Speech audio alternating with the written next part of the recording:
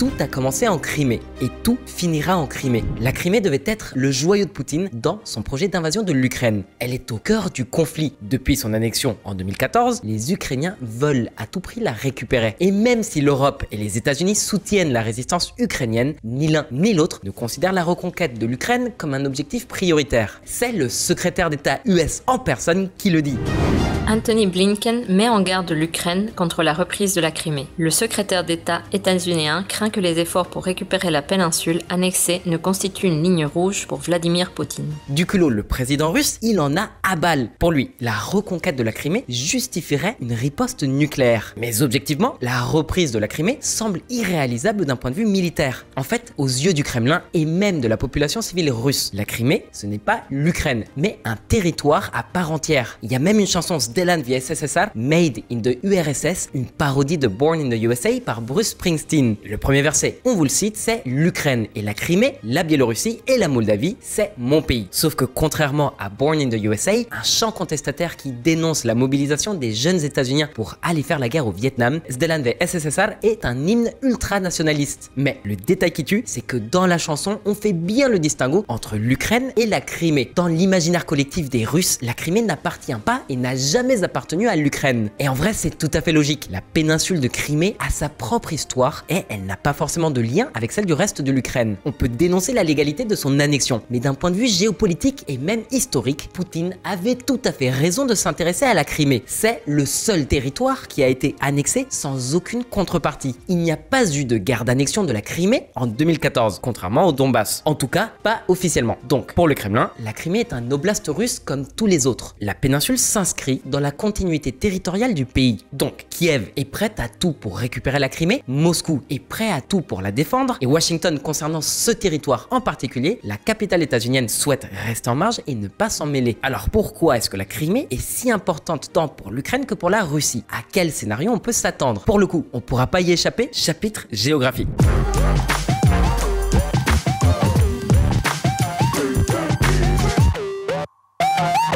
Déjà, on va regarder une carte de la Crimée.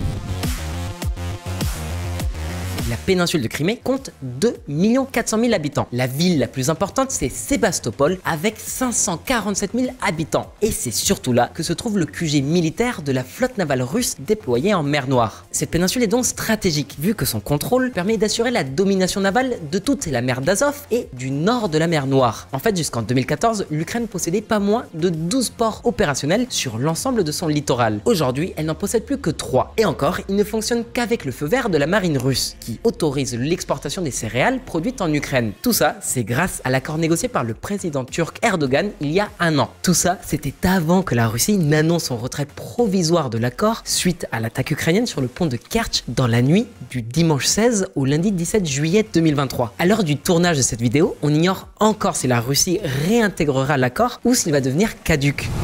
Guerre en Ukraine. Moscou promet une réponse après l'attaque du pont de Crimée. L'accord sur les céréales suspendu. Par ailleurs, pour la Russie, la Crimée est vitale car elle lui permet de disposer d'un débouché sur la mer Noire et par extension sur la mer Méditerranée. Pour ne rien arranger, cet espace est très disputé parce qu'on y trouve des gisements de gaz à Skivska, à l'est de la péninsule et dans la mer d'Azov. D'ailleurs, ceux de la mer d'Azov sont beaucoup plus faciles à exploiter parce qu'ils sont les moins profonds au monde. Grand max 15 mètres sous l'eau pour le forage.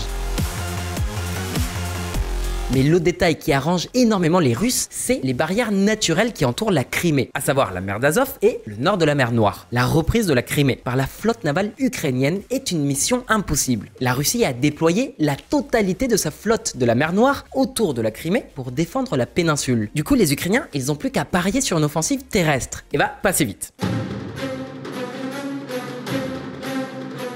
Toute cette zone est couverte de lacs et de marécages, donc la progression d'un régiment de blindés y serait vraiment mais alors très difficile. La péninsule de Crimée, elle n'est reliée au continent que par 3 points. Le plus important, c'est l'isthme de Perekop qui s'étale sur 5 à 7 km de large. Évidemment, l'armée russe a déjà fortifié ses positions et posé des défenses anti-chars avec plein de tranchées partout. Et surtout, ce qu'on appelle des dents de dragon, des petites pyramides de béton qui empêchent la cavalerie, les tanks, d'avancer. Ensuite, on a la presqu'île de Tchongar qui est traversée par une autoroute entourée de lacs. Donc pareil, les Russes ont bien évidemment fortifié leur position sur ce site. Le dernier point de passage, c'est la flèche Arabat, un lieu très facile à défendre pour les Russes.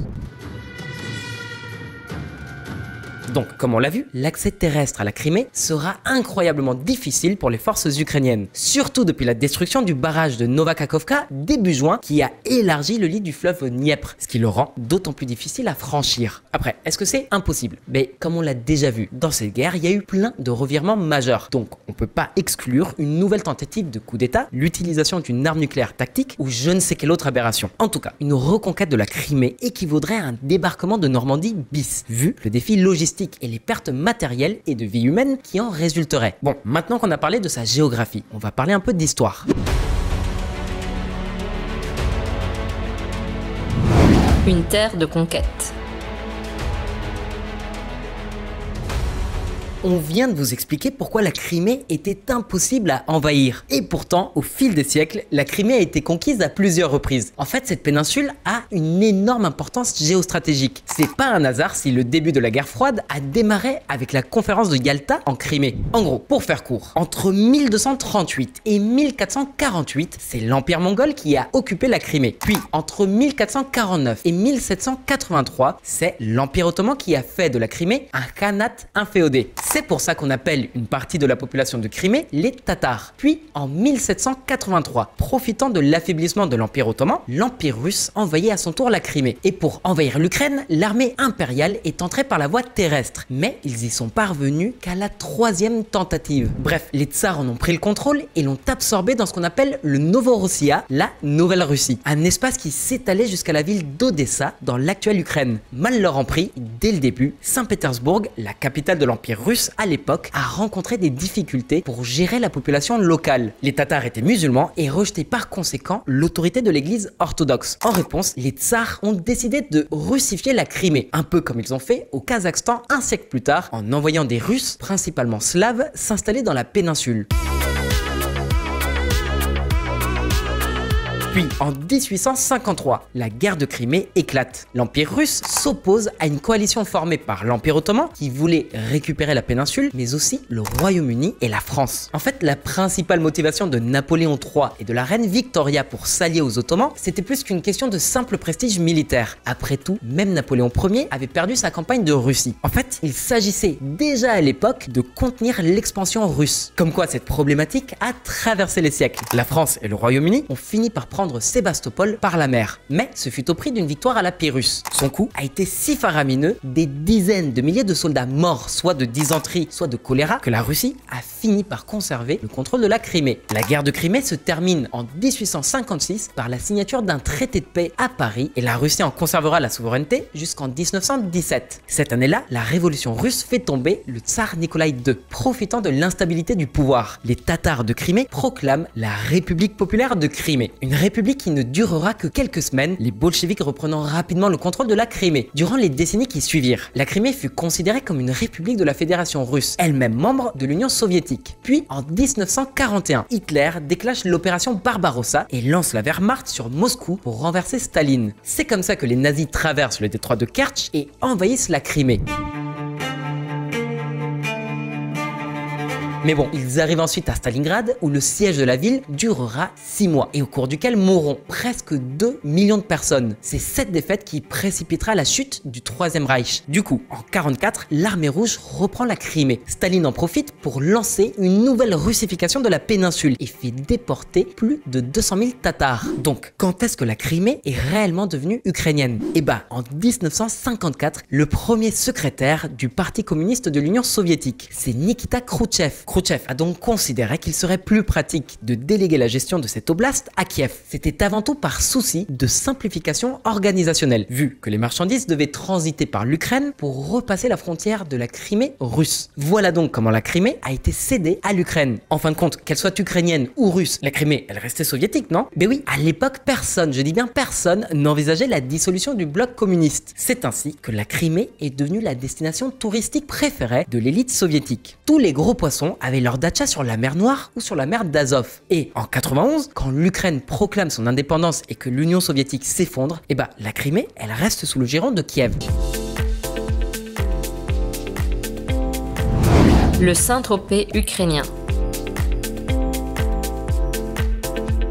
Sous vos yeux, la République Kazantip. Kazantip, un des hauts lieux de la scène nocturne est-européenne. Des plages de rêve, des soirées glamour et des prix bien inférieurs à Saint-Tropez ou Ibiza. D'ailleurs, pour plus de 30% des Ukrainiens, le russe est la langue maternelle. Cette proximité culturelle se traduit aussi par une affinité politique. Dans les régions de l'Est de l'Ukraine, ce sont les partis les plus russophiles qui remportent le plus de voix. Plus de 95% des habitants de la Crimée parlent le russe. Et ça se traduit par une majorité électorale des partis pro-russes, aussi bien aux élections législatives que présidentielles. D'où le fait que le soulèvement de l'Euromaïdan en 2014 a pas trop bien marché en Crimée. Et c'est aussi pour ça qu'on a vu débouler les petits hommes verts.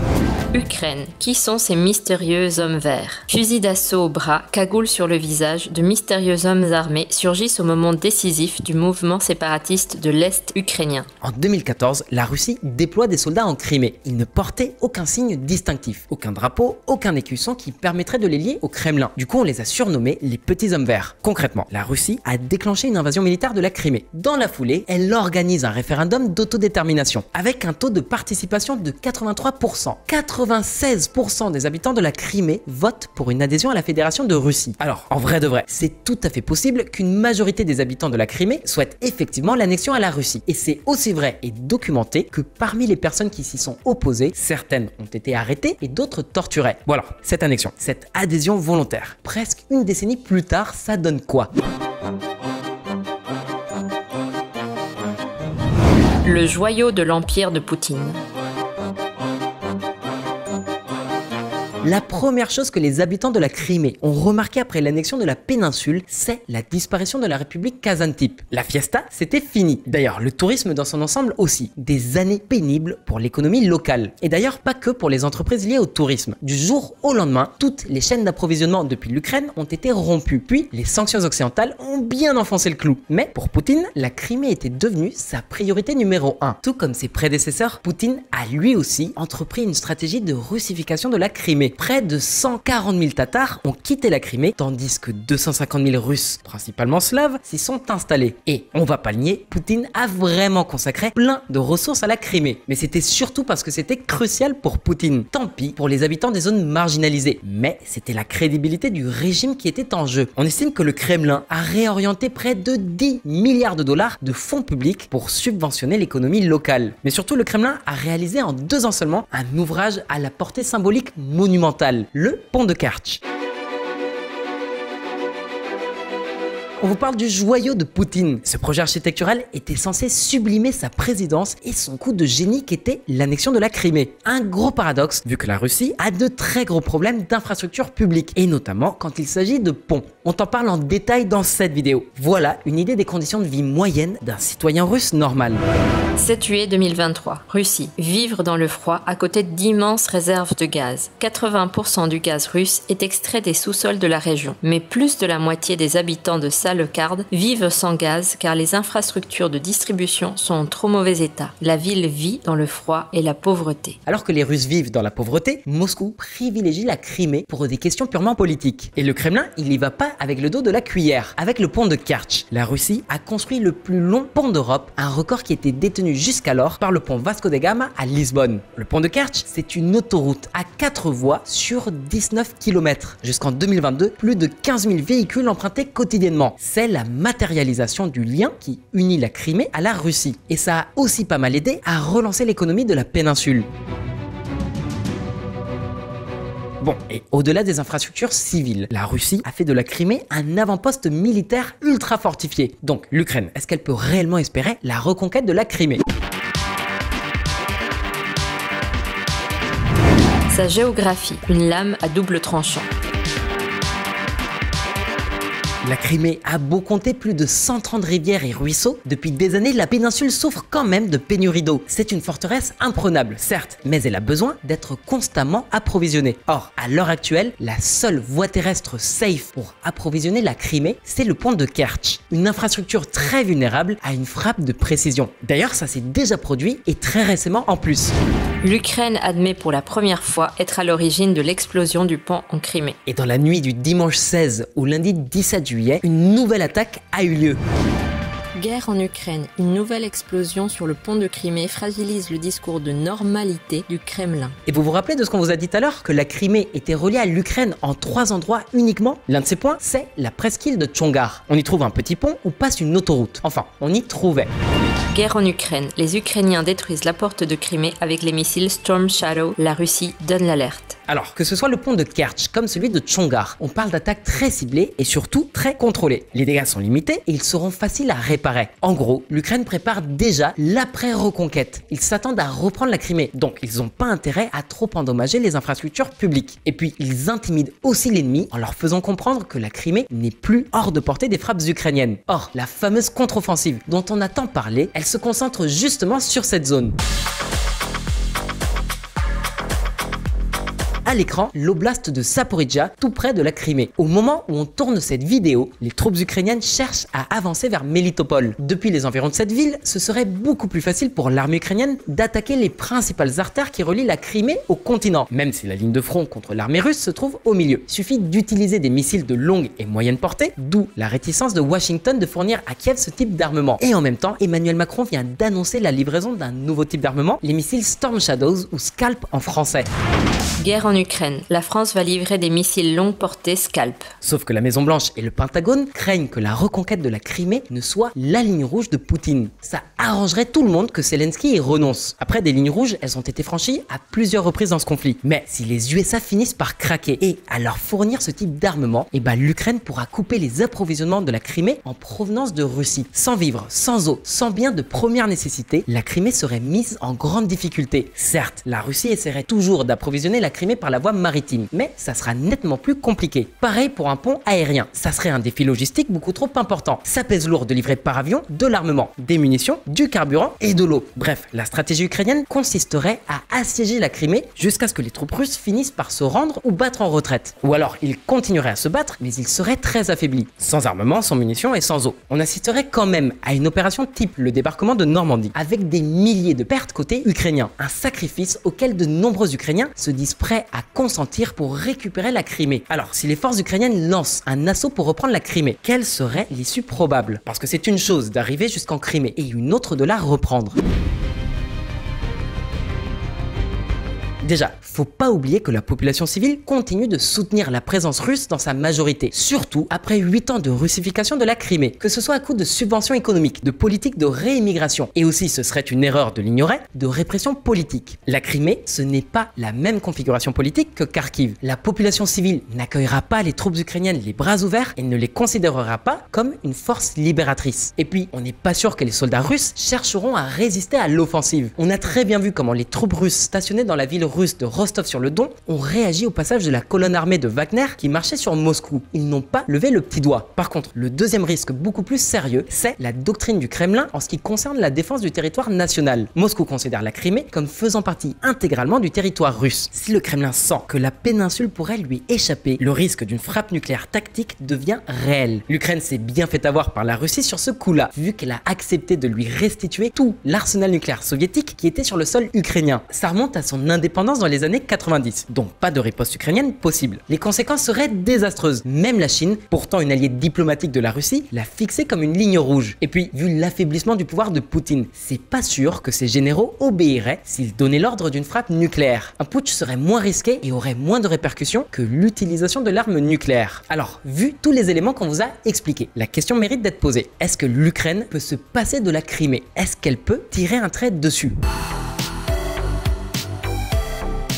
Mais en vrai, ouais, ce serait humiliant, injuste, d'accord. Mais si c'est le prix à payer pour la paix avec la Russie, les partenaires européens de l'Ukraine feront sûrement pression sur Kiev dans ce sens. Si le postulat de l'Europe et des Nations Unies était bien l'intangibilité de ses frontières, l'Europe est très flexible. Ça a été le cas lors de l'éclatement de l'ex-Yougoslavie, lors de la création du Kosovo et celle du Monténégro. S'il faut donc accepter que la Crimée reste russe pour avoir la paix, Washington et Bruxelles n'hésiteront pas une seconde à essayer de convaincre Zelensky de la sacrifier. Et puis, c'est vrai que la Russie contrôlerait la mer d'Azov et pourrait couper les voies maritimes vers et depuis Mariupol et Berdyansk à n'importe quel moment. Donc, les exportations de céréales au départ de ces deux ports seraient très vulnérables en cas d'une nouvelle hausse des tensions entre les deux pays. La Russie disposerait aussi d'un avant-poste militaire parfaitement placé si Moscou décidait un jour de réenvahir l'Ukraine. Les Russes pourraient alors attaquer par leur frontière à l'est, par le nord à travers la Biélorussie et par le sud. Une stratégie d'encerclement très dangereuse pour l'Ukraine, d'où son intérêt d'adhérer absolument à l'OTAN. Voilà, l'Ukraine fait face à un véritable dilemme. Continuer d'essayer de récupérer la Crimée ou la laisser partir pour concentrer son effort sur le Donbass. Peut-être qu'elle sera encore capable de récupérer les républiques de Donetsk et de Lugansk. C'est probablement la meilleure solution, en tout cas d'un point de vue stratégique. Il y a évidemment un dernier scénario. C'est possible que si l'Ukraine et la Russie entament un processus de négociation pour la paix, que les deux rivales se mettent d'accord pour accorder à la Crimée un statut d'autonomie, d'une indépendance de facto. Ce serait la naissance d'une Crimée ni russe ni ukrainienne, mais souveraine. Et toi, t'en penses quoi? L'Ukraine devrait-elle renoncer à la Crimée? Une indépendance de la péninsule serait-elle une solution plus adaptée? Dis-nous ce que t'en penses dans les commentaires, lâche un like et partage la vidéo si elle t'a plu, et oublie pas de t'abonner pour plus d'actu internationales. Allez, merci et à bientôt.